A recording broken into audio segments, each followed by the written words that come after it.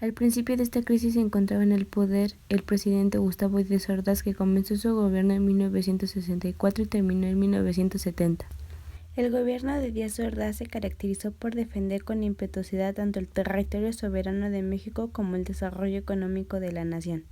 En el ámbito social, en este periodo se generaron muchas manifestaciones de violencia y descontento entre los ciudadanos mexicanos. Distintos sindicatos y gremios llevaron a cabo manifestaciones con la intención de conseguir reivindicaciones. El hecho del que más se habla es de la masacre de Tlatelolco, el asesinato de estudiantes y civiles el 2 de octubre de 1968 en la Plaza de las Tres Culturas en la Ciudad de México. En el aspecto económico, la economía no difirió mucho, pues el aumento de la participación del Estado a través de la creación de empresas paraestatales y la construcción de las obras de infraestructura. La inversión pública alcanzó los 130 millones de pesos gracias al incremento de impuestos y otras medidas para aumentar el ingreso del gobierno, como fue recurrir al préstamo extranjero. La deuda externa de 1970 era de 53.285 millones de pesos.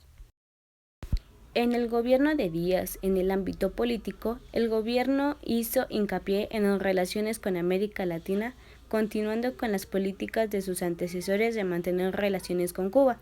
En 1967 se firma el Tratado de Tlatelolco, que prohibía la fabricación y utilización de armas nucleares.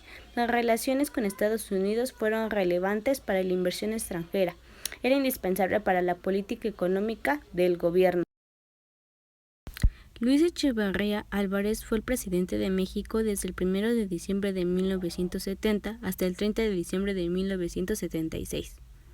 En lo social, a este presidente se le atribuye la responsabilidad de una segunda represión estudiantil ocurrida durante su mandato el 10 de junio de 1971, con un saldo de 17 muertos. A este suceso se le conoce como el Halconazo. También en su gobierno se registró la llamada Guerra Sucia.